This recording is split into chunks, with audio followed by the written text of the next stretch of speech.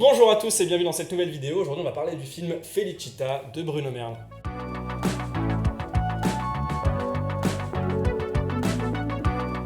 Avant de commencer, n'oubliez pas de vous abonner. Voilà, là il y a le petit bouton, enfin c'est pas un bouton mais c'est une animation très belle, très en important. 3D. Abonnez-vous, c'est recommandé par le ministère de la Santé. Felicita, c'est un film compliqué à résumer, ça parle d'une famille. Voilà, il va leur arriver des petites aventures, c'est un road movie, c'est un buddy movie, c'est du feel good. On va pas trop le résumer parce qu'on a peur de spoiler, mais allez le voir, voilà c'est tout. Au casting de ce film, on retrouve la star des Français, la star des goûters, Pio Marmaille. Voilà, Pio Marmaille, notre Français, notre bon petit acteur qu'on aime toujours. Est-ce qu'on peut expliquer pourquoi on dit ça? Parce que Pio Marmaille, il y a un truc qui est assez drôle avec lui, c'est que c'est le mec où, en interview, en reportage, dans les films, c'est la même personne. Ouais, c'est le même tout le temps. C'est assez drôle. Il y a une vidéo qui est très cool, c'est le Combini Food Club, où il est dans une charcuterie et puis tu le vois toucher les fromages un peu à la Gérard Depardieu. Ouais.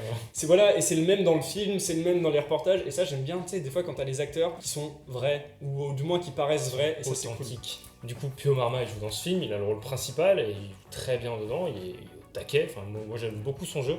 Il est accompagné de Camille Rutherford, qui pour le coup est un peu moins connue dans le milieu. Mais elle a ce côté un petit peu, je sais pas comment dire, elle a ce côté aventurière, tu sais, Ouais, c'est ça. elle prend beaucoup les devants d'ailleurs, ce personnage prend beaucoup les devants dans le film, et je trouve que ça colle bien avec le physique de l'actrice et même son jeu. Et pour compléter du coup cette jolie famille, on a Rita Merle, qui n'est autre que la fille du réalisateur. Voilà, elle a 13-14 ans, en tout cas c'est très grosse révélation, moi j'aime beaucoup son jeu, c'est une autre approche parce que le réalisateur est son père, du coup il y a une direction qui se fait de manière plus naturelle parce qu'il y a une vraie relation entre les deux. À la réalisation on retrouve Bruno Merle, ce nom vous dit peut-être quelque chose, mais il y a très longtemps, en fait ce monsieur avait réalisé un film il y a 13 ans qui s'appelait Héros avec un S.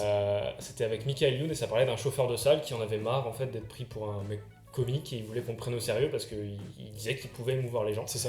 Truc très drôle d'ailleurs que ce soit Michael Youn qui ait ce rôle parce que c'est c'est exactement son état d'esprit dans la vie à ce moment-là. Exactement. Et du coup il kidnappe une grande star de l'époque et il veut la confronter, il dit regardez j'existe. Et du coup qu'est-ce qu'il a fait entre temps? Rien. Ça fait 13 ans qu'il a rien fait. Il avait écrit vite fait quelques scénarios qu'il a pas voulu réaliser parce que c'était trop gros pour lui, notamment Le Prince oublié. Prince oublié qui a été réalisé par Michel Hazanavicius qui est sorti cette année. Et c'est intéressant d'ailleurs parce que là du coup on voit un film qui sort d'un réalisateur qui a plus rien fait depuis 13 ans. Et ça c'est très intéressant avant de voir le film parce que ça te permet de vraiment déjà de prendre du recul parce que tu vas quand même voir un mec qui c'est comme si tu t'as plus fait du vélo pendant 13 ans, c'est compliqué de reprendre les pédales et tout, et tu le sens un petit peu dans sa réalisation. Je trouve personnellement qu'il a cette réalisation du mec qui a regardé beaucoup de films, qui en a pas fait énormément, tu vois. Je trouve qu'il s'est beaucoup influencé de pas mal de comédies feel good, de comédies françaises, de très bonnes comédies d'ailleurs, où t'as vraiment une réal, tu sais, typique, tu vois, c'est vraiment une réal que tu trouves à peu près partout, en le mettant un peu à sa sauce, et avec ça on en parlera plus tard par rapport au scénario, mais je trouve que son scénario est ultra cohérent, et tu sens quand même que le gars, pendant 13 ans, il a écrit, et tu sens qu'il a toujours gardé la main. Le mec voilà, aussi, c'est ça. T'arrives à te rendre compte que finalement la pratique régulière, c'est assez important chez un réalisateur. Et c'est pas négatif quand on dit qu'il s'est inspiré de plein de choses et qu'il a regardé plein de films parce que ça fait longtemps qu'il a rien fait, c'est juste que voilà, c'est une réalisation qui est très codifiée, voilà, qui est bien ancrée dans le cinéma français et même international. Et le mec il a vraiment pris tout ce qu'il y avait de bon à prendre un peu partout pour se faire son film à lui, en même temps avec son expérience qu'il avait d'il y a 13 ans, parce que voilà, son film était très bien, je l'ai pas vu mais il avait l'air très bien en tout cas. Et du coup dans ce film là on a aussi une réalisation qui est très intime en fait, c'est très proche de ses personnages parce que le mec a écrit son film donc il sait où il les emmène.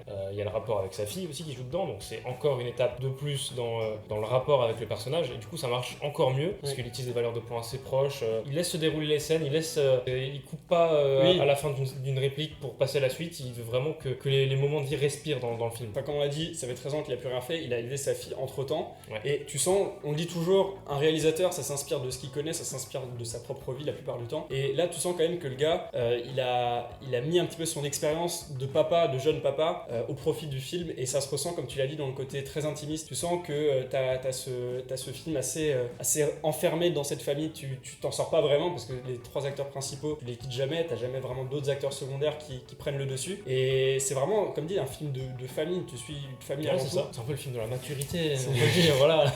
Toujours dans la réalisation, le film utilise un montage parallèle. C'est marrant parce que c'est un petit peu une course contre la montre sans en être une, parce qu'on nous indique à chaque fois le time code, le moment de la journée où on est. Le film se déroule en 24 heures. 24 heures pile poil. Et du coup, à chaque fois, on nous dit il est 8h, il est 14h, et on sait que le lendemain, à une certaine heure, il se passe un truc. Donc on sait à peu près où le film nous emmène, sans savoir ce qui va se passer, et du coup, ça rajoute une espèce de pression, il y a un timing. Tu sens que le film, voilà, il y a une course contre la montre qui est faite. Et il le joue vers la fin, surtout, où vraiment t'as cet affichage qui est de plus en plus fréquent. Tu sais, au début du film, tu le vois une fois, puis tu le vois 3 quarts d'heure après, puis après tu le vois 20 minutes, plus t'avances de cette échéance, plus il l'affiche constamment et pour te dire ok là il va se passer un truc vraiment important, il faut que vous ayez les yeux ouverts. Et du coup il se permet aussi de revenir dans le temps. Il va raconter une histoire avec un certain point de vue par exemple de la petite fille pour revenir et raconter en fait ce qui s'est passé parce que les parents l'ont vécu. Voilà. Et du coup on a vraiment tous les aspects, tous les points de vue de la situation pour bien comprendre ce qui s'est passé. Et c'est plutôt bien fait. Et autre chose qui est très bien gérée dans la réalisation, c'est le traitement au son dans le film. Il y a des séquences déjà musicales qui passent vraiment très bien. Classique. En fait, évidemment il passe Felicita vu que c'est le nom du film. Et ça c'était pas mal la manière de lier le titre du film au film sans que ça soit forcé, tu vois. Ouais, puis la musique est cohérente de base, c'est une musique qui résonne totalement avec le propos du film, donc je trouvais ça vachement intelligent. Et il y a des séquences aussi où la petite fille veut s'isoler un petit peu dans son monde parce qu'elle en peut plus tout ce qui se passe. C'est son personnage de toujours s'isoler. Et du coup elle a un casque anti-bruit qu'elle met dans des moments par exemple de tension entre ses parents quand il y a une dispute ou quoi, et du coup ça l'isole totalement et on n'a vraiment aucun bruit. Le film, il n'y a pas de son, et il le disait en interview, il voulait pas utiliser un bruit blanc, un truc, un silence de cinéma entre guillemets, il a pris sa piste au son, il a fait mieux. C'est vrai, et ça se ressent, et je trouvais ça vachement intéressant, et même c'est perturbant, parce que ça te permet en même temps de créer cette ambiance claustrophobe. On parle d'un film intimiste, et le fait de pas mettre de bruit, t'as ce côté claustro, parce que t'es enfermé tu vois, t'es enfermé dans la bulle de cette jeune fille, et je trouve que ça colle parfaitement bien, parce que c'est souvent des situations où il y a une tension, où il y a un doute, où il va falloir faire des choix, toi de réfléchir comme le personnage de réfléchir sur la situation, je trouvais ça pas mal. Et bien on peut enchaîner avec le scénario. On l'a dit, c'est écrit par Bruno Mer, un film d'auteur par définition. C'est un film, on va le qualifier de simple, sans que ça soit négatif, parce qu'il se prend pas vraiment la tête le film. Il faut pas chercher à interpréter tout ce qui est montré, il faut juste rentrer dedans, apprécier-le, suivez les personnages et leurs petites mésaventures sans que ça soit trop prise de tête. Bah oui, comme on l'a dit, c'est un feel-good movie.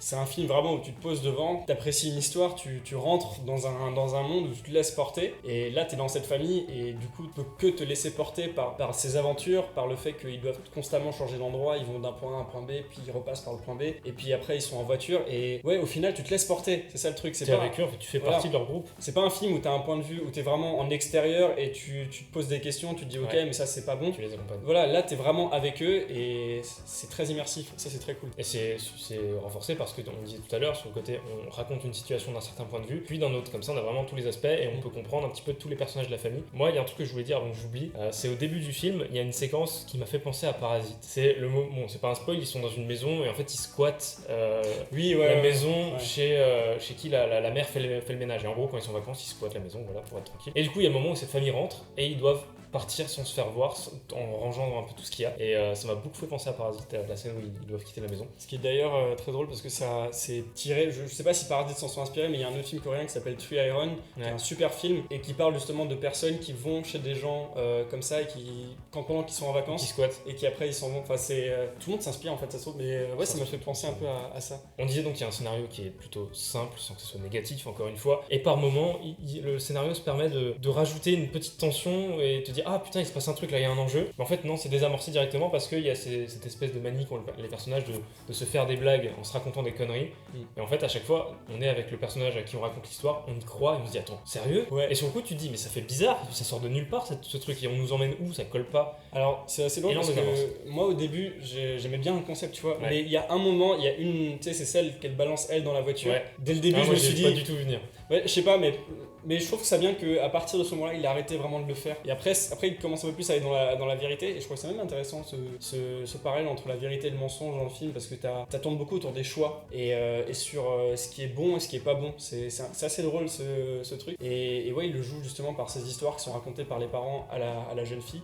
Et c'est marrant de parler de la jeune fille parce qu'on est beaucoup de son point de vue à elle. La plupart du temps, enfin, c'est presque elle le personnage principal, parle dans ce film du moment où on doit décider quelque chose, de faire un choix, quand on part vers une option A ou une option B. Et le film le fait très bien parce qu'on a ce regard enfant à qui on explique un petit peu la vie et on lui dit que voilà, quand tu choisis de faire une chose, il y a des conséquences ou il y en a des autres. Et il faut vraiment faire le choix que tu veux, et si t'en fais un, tu sauras pas ce que l'autre avait comme répercussion. Il y a un truc génial aussi dans le scénario, c'est encore une fois l'écriture.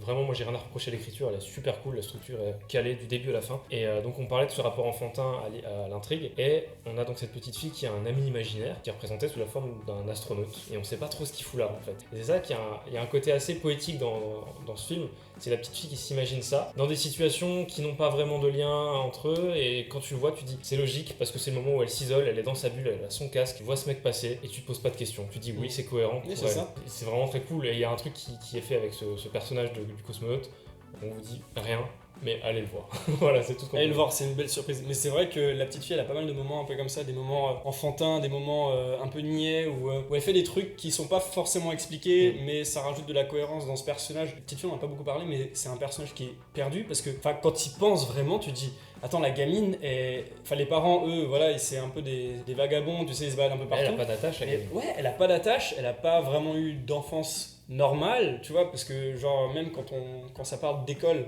par rapport à cette gamine, j'ai pas l'impression qu'ils en attachent énormément d'importance. Après les parents ils font ce qu'ils veulent, hein. On n'est pas là pour les juger, mais je veux dire cette petite fille a pas mal comme dit de moments où genre tu sais il y a un moment elle va voir un chien et tout, tu sais un faux chien, Ouais. tu sais elle fait des trucs bizarres, où il y a une histoire avec un grenier qui est pas trop expliquée d'ailleurs, c'est dans le film. Ça c'est pas mal, Ouais. garder le mystère. Il y a pas mal de petits trucs comme ça qui renforcent le côté instable du personnage de la petite fille, le côté tu sais qu'elle a une enfance, Elle a pas une enfance voilà, normale. elle a pas une enfance comme nous on a eu. En tout cas, voilà, c'est tout ce qu'on pouvait dire sur ce merveilleux film qu'est Félicia. Moi, j'ai adoré.